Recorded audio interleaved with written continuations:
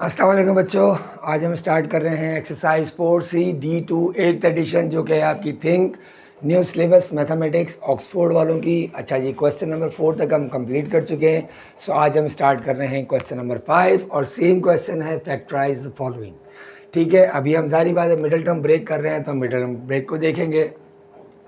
इसका कोफिशिएंट 1 है, इसका कोफिशिएंट 4 है, तो 4 1 ज़ा 4। ठीक है, ठीक है गाइस।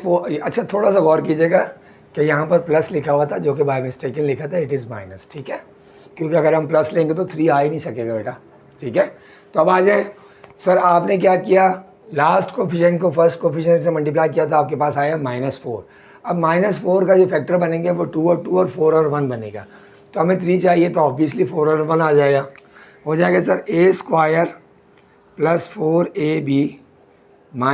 ab -4b²। इसके वेरिएबल से कंफ्यूज नहीं होइएगा, कोई टेंशन नहीं है। पेयर बन गया भाई, ये वाला पेयर बन गया और ये पेयर बन गया। यहाँ पर a कॉमन है तो a + 4b, यहाँ -b कॉमन है तो क्या बच गया, a + 4b। तो आपने आंसर ले देना है a + 4b और a - b। अगर आप इसको दोबारा मल्टीप्लाई करोगे तो वापस यही आ जाएगा, दैट इज़ द आंसर। ठीक है गाइस, यहाँ जो मिडल और लास्ट टर्म नेगेटिव है, इसका मतलब यहाँ पर भी 1 + 1 - बनेगा। अब 21 के फैक्टर 21 और 1 बनते हैं, और 7 और 3, और मिडिल टर्म में 4 है। इसका मतलब हमारे पास जो काम के फैक्टर हैं वो क्या है, 7 और 4। तो ये आपका हो जाएगा जी c² - 7cd + 3cd cd -21d²। Pair बन गया भाई, ये पेयर बन गया, ये पेयर बन गया। यहाँ पर c कॉमन है तो c -7d, यहाँ +3d कॉमन है तो c -7d। ये दोनों ब्रैकेट सेम आ गया तो c -7d और c + 3d। ये आपका आंसर हो गया। ठीक है सर, कोशिश कर रहा हूँ जल्दी करूँ ताकि हम अगला सवाल भी इसी में कंटिन्यू कर सकें। सर यहाँ पर आ जाए, यहाँ पर लास्ट टर्म नेगेटिव है तो एक फैक्टर पॉजिटिव, एक फैक्टर नेगेटिव। 15 2 ज़ा 30 होता है। -30 के फैक्टर क्या बनेंगे बेटा, कि हमारे पास 7 है, 10 और 3। ठीक है, तो आपके पास हो जाएगा जी 2h² + 10hk -3hk -15k²। Pair बन गया भाई, ये पेयर बन गया, ये पेयर बन गया। यहाँ पर 2h कॉमन है, क्या बच गया, h + 5k -3k कॉमन है तो क्या बच गया जी, h + 5k। तो आपका आंसर आ जाएगा h + 5k और 2h - 3k, that is the answer. Same pattern आपका डी में भी इम्प्लीमेंट होगा। ठीक है बेटा, अब मिडिल टर्म नेगेटिव है, लास्ट टर्म नेगेटिव है, इसका मतलब अगेन आपके पास 1 + 1 - बनेगा। अब -36 के फैक्टर जो हमारे काम के हैं वो है 18 और 2। देखो हमें -16 चाहिए, तो हो जाएगा जी 3m² -18m + 2m, ठीक है, -12n²। पेयर बन गया भाई, ये पेयर बन गया, ये पेयर बन गया। यहाँ पर आपका 3m कॉमन है, m -6 + 2 कॉमन है, सॉरी mn। ठीक है, तो ये हो जाएगा 6n। ठीक है सर, यहाँ पर हो जाएगा -2 + 2mn कॉमन है तो क्या बचा, m - 6n। तो आपका जो आ जाएगा m - 6n और 3m + 2n, that is the answer. ठीक है गाइस, अब मैं कोशिश करता हूँ कि क्वेश्चन नंबर 6 भी अभी हो जाए। ओके बच्चों, ये है क्वेश्चन नंबर 6, ये भी फैक्टराइज है। लेकिन प्रॉब्लम ये है कि हमने जो अभी तक फैक्टराइज सीखी है बेटा, वो क्वाड्रेटिक इक्वेशन की, यानी जिसमें पावर 2 होती है, जबकि अगर आप गौर करो तो यहाँ पर पावर 3 है दोनों में। ठीक है, लेकिन अगर आप गौर करो तो a हर जगह पे मौजूद है, b यहाँ पर हर जगह पे मौजूद है। तो बहुत आसान सी बात है बेटा, इसको फैक्टराइज करने से पहले हमें कॉमन लेना पड़ेगा। अच्छा, इट इज़ नॉट नेसेसरी कि हमेशा वेरिएबल हो, कभी आपका कोफिशिएंट भी कॉमन आ सकता है, लेकिन यहाँ पर आपका क्या आ रहा है भाई, वेरिएबल कॉमन आ रहा है। तो सबसे पहले हम क्या करेंगे, a कॉमन आ गया, 3 2 और 1 यानी सबसे छोटी पावर कॉमन आ गई। क्या बचा आपके पास, a² + 5a + 4।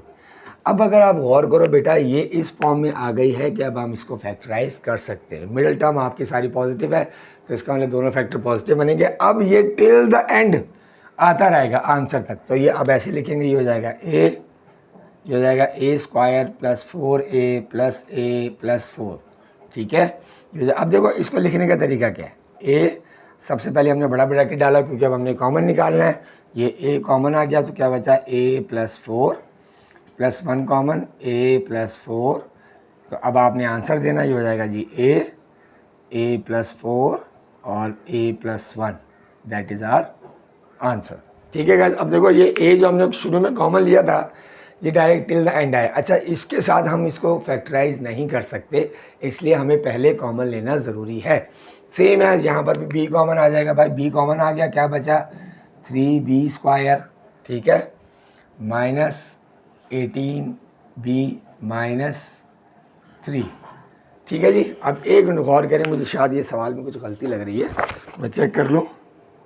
हाँ देखा, ये it is not 18, it is not 18, it is 8, ठीक है बेटा। अब हम निकाल लेंगे, फैक्टर कर लेंगे, ये हो जाएगा b, ऐसे आएगा b, ये हो जाएगा जी 3b square minus 9b plus b minus 3, अब ये हो जाएगा b, बड़ा ब्रैकेट डाला, 3b कॉमन तो क्या बचा b माइनस 3 प्लस 1 कॉमन तो बचा b माइनस 3, ये आपका आ गया जी b माइनस 3 और 3b प्लस 1, ये आपका हो गया आंसर, ठीक है बच्चों। अब हम करते हैं इसके अगले दो पार्ट,